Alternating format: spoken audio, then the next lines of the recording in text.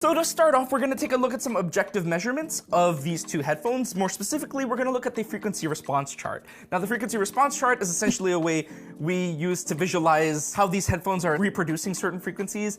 And as you can see here, we've got the frequency response of both the Sonos Ace, that's in blue, and the Apple AirPods Max, which is in a dotted yellow line. But you'll also notice a third curve. The preference curve is essentially a measurement of what we think will sound good to most people. So the general rule of thumb here is that the closer a headphone's frequency response lines up with our curve, the more likely you are to like the sound of that headphone. With that in mind, let's take a look at this frequency response chart from left to right. So as you can see here in the sub-bass bass region, the AirPods Max pretty closely follows our target curve. Any bass emphasis above 5 decibels, some people might find that to be a bit too loud or too fatiguing to listen to during long periods of times. Now, while the AirPods Max closely aligns with our preference curve in the bass region, we do notice that the Sonos Ace has some significant deviations here. There's a spike at around 25 hertz, and there's a little bit more bass emphasis between 40 to 200 hertz. Again, this added bass emphasis does mean that kick drums, bass synths, and other low-end instruments might sound a bit boomier than you're used to, which is not necessarily a bad thing. There are some people who actually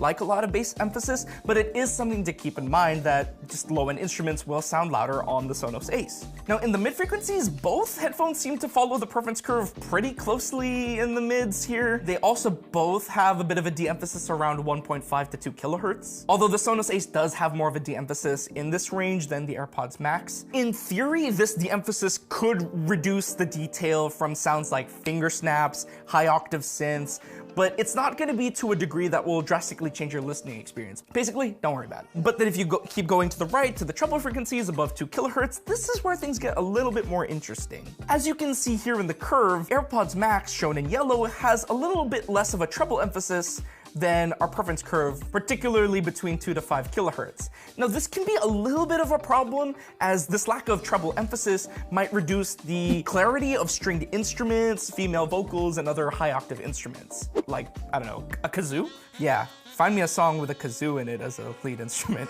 But on the other hand, the Sonos Ace has kind of the opposite problem, where there is quite this overemphasis between 5 to 8 kilohertz, as you can see from this little mountain peak here. Again, it shouldn't be bad for most songs, but depending on what you're listening to, this could cause hi-hats, cymbals, and vocal sibilants like S sounds to sound a little too shrill, which again could also lead to a bit of a fatiguing listening experience. So based on the frequency response alone, what does this tell us about the Sonos Ace and the AirPods Max? Well, just a couple things actually. The Sonos Ace isn't bad. You're likely to still enjoy the sound of these headphones. But over time, you might find that the bass and treble emphasis of these headphones might cause you to feel a little tired or grow fatigued when listening during longer listening sessions, and especially if you're listening to bass-heavy music. However, to Sonos's credit, because the Sonos Ace actually has more treble emphasis than the AirPods Max, you're likely to hear more detail in stringed instruments or female vocals on these headphones compared to the AirPods Max. Because the AirPods Max lines up better with our preference curve, it's easy to assume that the AirPods Max, on paper, is the better pick. Or is it?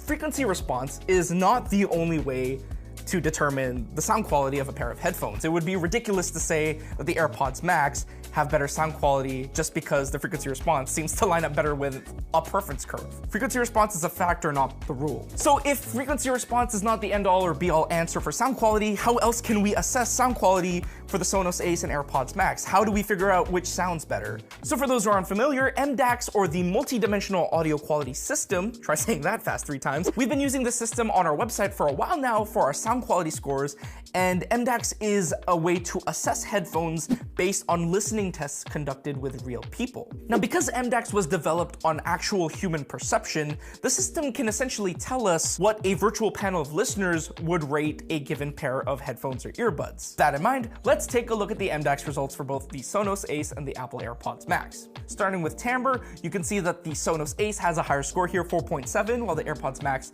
is a 4.4. Now, based on these scores, it suggests that our virtual panel of listeners and most people are likely to prefer the tuning of the Sonos Ace over the AirPods Max. As for distortion, things get flipped on its head a little bit here. The Sonos Ace gets a 3.2, while AirPods Max gets a 3.9. Now, I gotta say here that both these scores, despite the 0.7 point difference, they're good scores.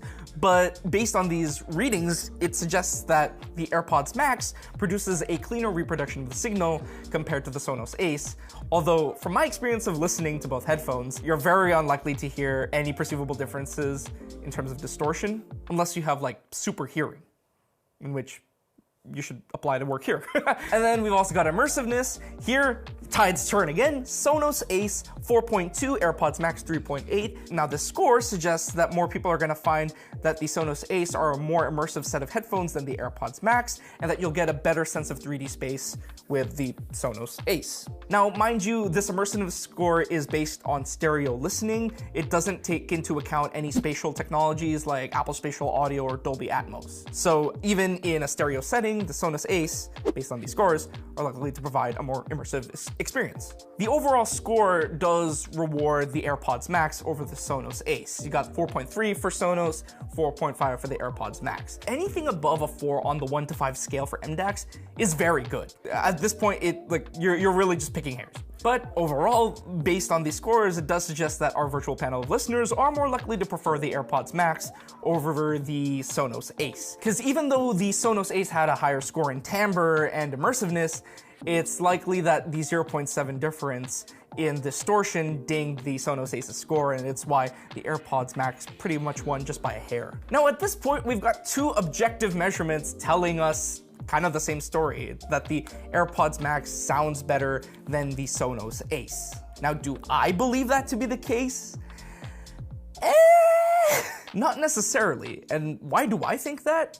Well, because I listened to both of these headphones for weeks on end, and I have some thoughts. Now, I'm gonna be breaking up my subjective listening experience into stereo and Dolby Atmos / spatial audio, because both listening experiences are quite different from each other and actually can wildly change my perception of which sounds better. So make sure to keep an open mind and stay tuned for both subjective listening experiences. Now again, if I wasn't listening to either of these headphones side by side, I wouldn't be nitpicking. I would actually be enjoying both headphones individually. You can't go wrong with either of these. But if I had to choose one, at least for the stereo listening experience, I actually would choose the AirPods Max because, again, with the bass emphasis kind of being where I like it, just at around 5 decibels, I found the AirPods Max to just be less fatiguing to listen to over time when listening to stereo tracks. Now, the Sonos Ace, again, sounds really good, and I love that it has a pretty wide stereo image, but by default, the bass just sounds way too loud coming out of this, and the only way I would be able to have a comfortable listening experience with the Sonos Ace is if I went into the EQ